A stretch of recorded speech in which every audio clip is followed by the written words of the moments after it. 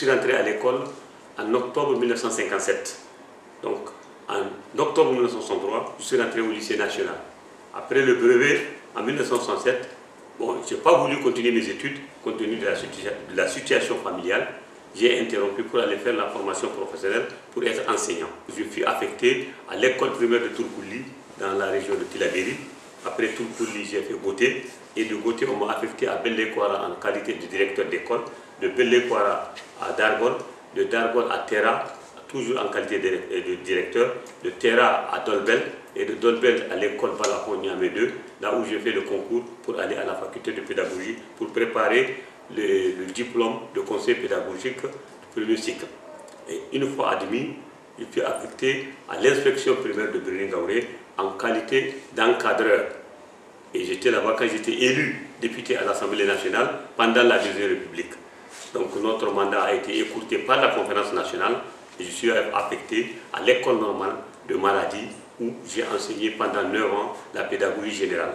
Et de là, j'ai pris ma retraite et je suis venu à Berlin en continuant à faire mes écrits.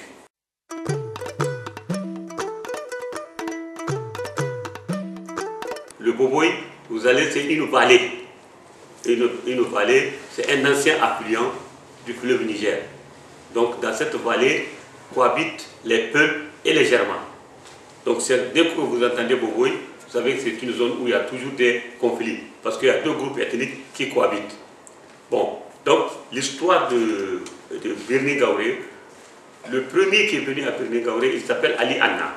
C'est un marabout, il est originaire de Massina, plus précisément à Darifitouga.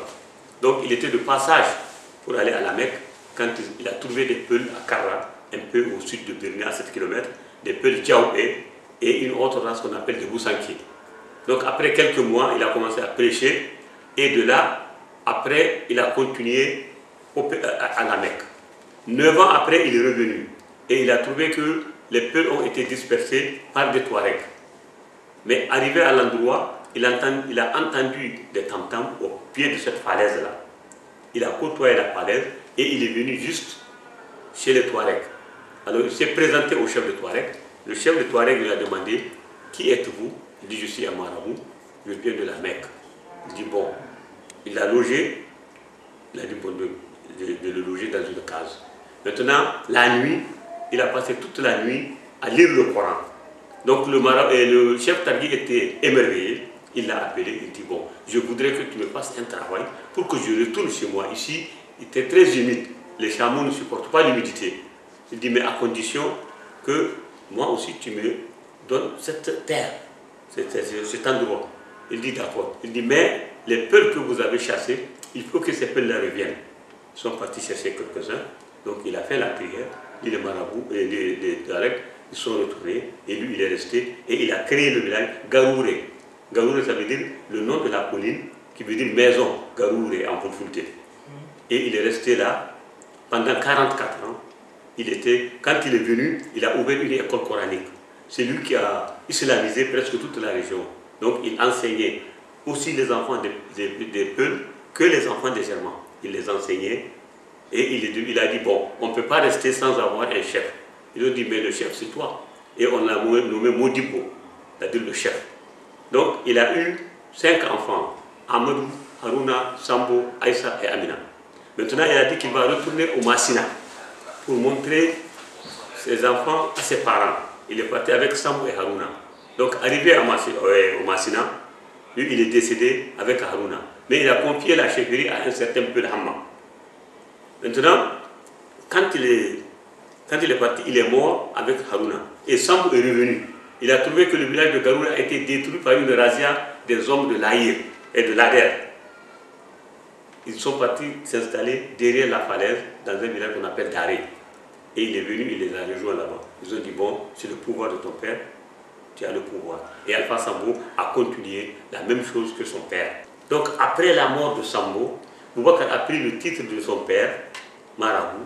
Mais quand Ousmane Danfodio a commencé la djihad, Boubacar aussi a profité pour mener la guerre contre les Germains, qui étaient toujours ses sympathisants, qui le reconnaissaient comme un saint.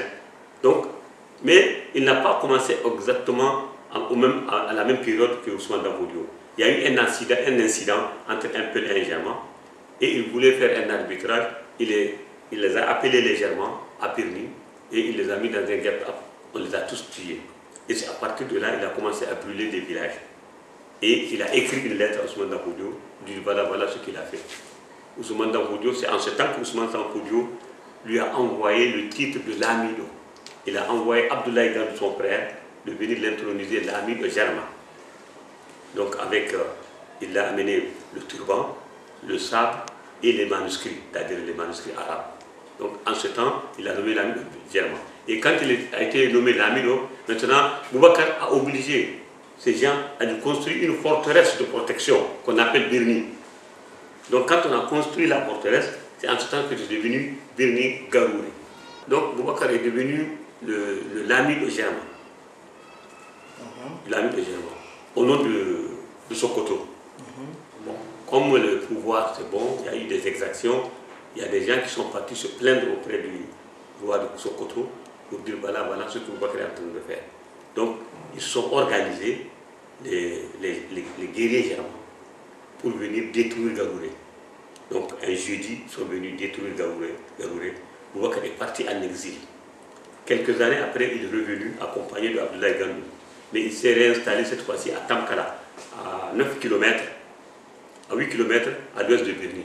Il dit que c'est là-bas qu'il est, il est revenu sur son trône, Boubacar Loubi.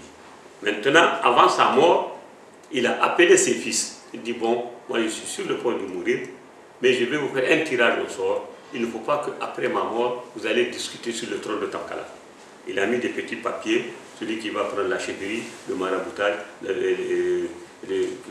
qui deviendra berger, commerçant, ainsi de suite. Il l'a mis dans un panier et Aboul Hassan, son fils, a tiré la chefferie. Donc après la mort de Boubacar Louboudji, Abdoulaye Gandou est venu introniser Aboul Hassan, l'ami de Germain, mais à Tamkala. Et Aboul Hassan a régné pendant 33 ans. Et son empire s'étendait de Karakara à Botou, de Zabori à Sansanéoussa, de Tanda à Toumpadis.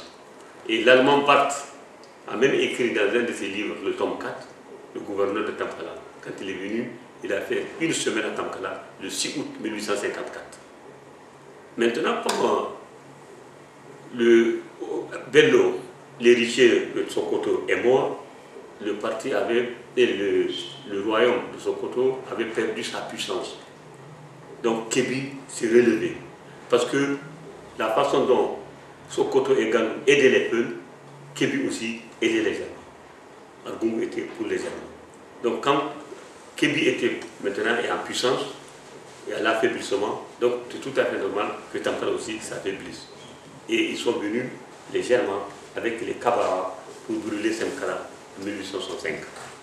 Donc après la destruction de Tamkala, lui, Aboul Hassan, il est parti en exil à Kolo. Et le jour qu'il était à Kolo, ils ont attaqué Kolo tout juste à cause d'Aboul Hassan. Mais quand ils sont venus à Kolo, les guerriers de Namari les ont pris de revers. Donc ils ont envoyé. Mais le jour où la ville de Kolo tombait, Aboul Hassan, lui, il était au lit, il était malade, il a mal aux oreilles.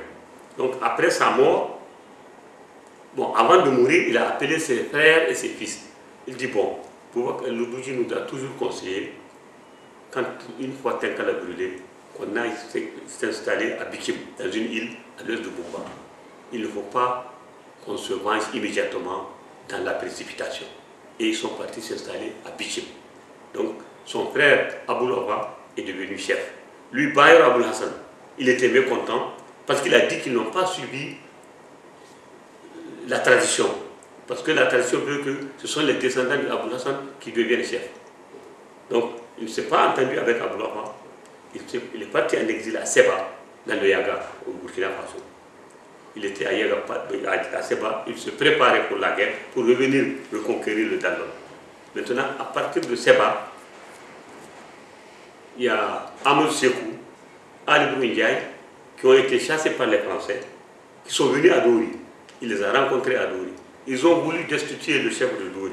Bayer les a dit non, au lieu de destituer un chef Peul, venez m'aider, on va conquérir le Zarmatare et Kébi. Et Bayer a pu les convaincre, donc ils sont venus avec Bayer s'installer à Loitia. À partir de l'Otia, ils viennent, ils brûlent les villages, ils retournent. Issa Korombi aussi était le chef suprême, c'est-à-dire de Bumba jusqu'à Damana, c'était le grand guerrier. Issa a dit, j'ai appris ce que vous êtes en train de faire, mais ce que nous allons faire, je vous donne rendez-vous à Bumba. Et c'est en ce temps qu'ils se sont rencontrés à Bumba. C'est ça qu'on appelle la bataille de Bumba, en août 1896. Donc à la bataille de Bumba, Issa est mort à la bataille de Bumba. Donc quand ils ont fini la bataille de Bumba, après la bataille de Bumba, ils sont rendus jusqu'à Touvalis, le Félégué. Et entre-temps, en mai 1897, déjà les Blancs sont venus s'installer à Saï. Et eux, ils ne veulent pas voir les Blancs. C'est en ce temps que Amadou Sékou, il a pris la piste pour aller à Sokoto. Et Ali Gourou aussi voulait le suivre, mais malheureusement, Ali Gourou a été tué dans la région de Djundju, à Koudourou, dans un village. Et Bayo est resté à Sandiré. Maintenant, quand les Blancs sont venus à Dosso s'installer, ils ont créé leur poste. Ils avaient pris Aouta comme interprète, c'est-à-dire qu'ils avaient pris Aouta qui était leur interprète.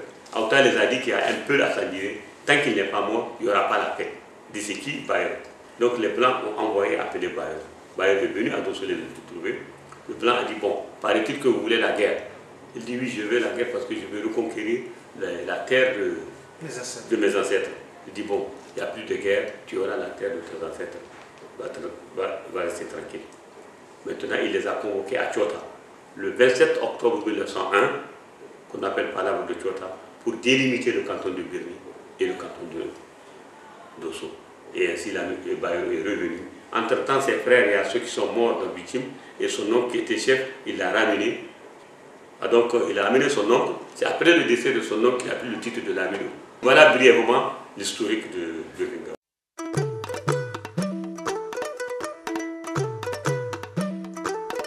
Ce n'était pas une guerre entre Peul et Germain. C'était entre deux guerriers, Bayero et Issa Korombi. Parce que du côté de Bayero, il y avait des Germains. Les Germains de Kouré, les Germains de Kirtachi, les Germains de Ngunga, et toutes les Germains de Kalapate, Ngwanga, Kofo, tout ça, là, ils étaient avec Bayero. Et il y avait des Peuls aussi qui étaient avec Issa. Bon, mais maintenant, il est vrai qu'il y a des incidents, mais les relations sont quand même bonnes parce qu'on arrive, il y a des mariages qui sont tissés entre nous. Donc, il n'y a pas un Peul qui peut dire qu'il n'est pas une famille germaine, et il n'y a pas un germain qui n'a pas une famille Peul. Mais cela n'empêche, il suffit d'une petite étincelle que le vieil rancune là remonte.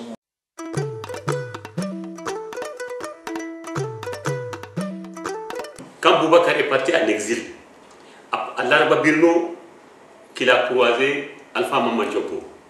Alpha Maman Diop venait du Mali. Il cherchait sa soeur qui s'est mariée dans ses parents. Donc ils ont lié amitié. Ils sont venus s'installer dans l'île de Neini, à côté de Niamey. Pendant 3 ans, ils étaient là-bas.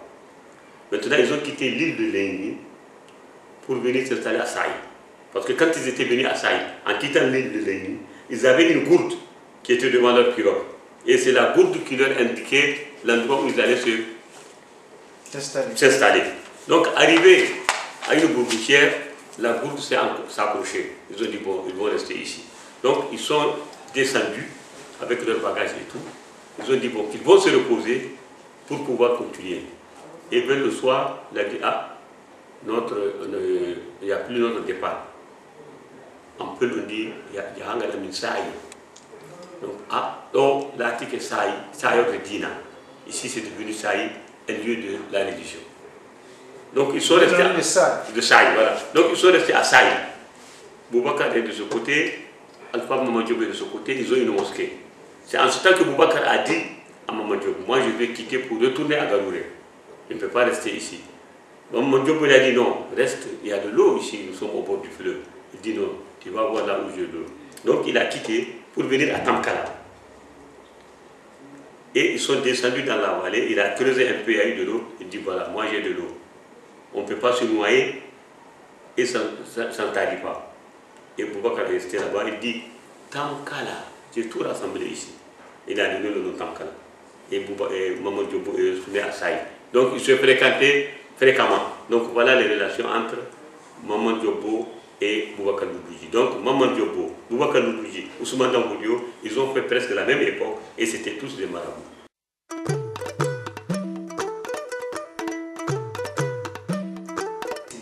C'est-à-dire ce qui me pousse surtout à écrire, parce que j'ai vu des choses qui sont en train de disparaître. Donc il faut au moins se les conserver. Quand vous prenez mon premier livre sur les coutumes des peuples du Dalol Bosso, il y a beaucoup de choses qui commencent à disparaître dans le cas de mariage, dans le cas de baptême, dans le cas de... Et surtout le Poulakou. Malgré que le Poulakou est là, maintenant le Poulakou, ça n'existe que dans les brousses. Parce que c'est le Poulakou qui fait le peuple. Et l'accoutrement. Le Poulakou, c'est le code moral, de la société peuple. Parce que le Poulakou se repose sur 4 vertus. D'abord, il y a la patience. Il y a la patience, la peur d'aller la honte, quoi, la peur de la honte, le courage et l'intelligence. Et c'est ça que Dieu a donné au peuple, c'est le chemin. C'est-à-dire, un peuple, tu peux le demander à cause de Dieu, il ne dit rien, mais tu dis au nom de Poulakou, il accepte. Et c'est Poulakou qui différencie les peuples des autres groupes ethniques. Voilà. C'est ça qu'il faut la retenue. Parce que maintenant, même s'il y a de manger, même s'il a fait de manger, il dit non, alhamdulillah. Tout ça, c'est le Poulakou. Voilà. Et donc, ce qui me pousse surtout, il faut écrire pour que les générations futures puissent sachent comment on est resté. Tout ça, là, c'est dans le cadre.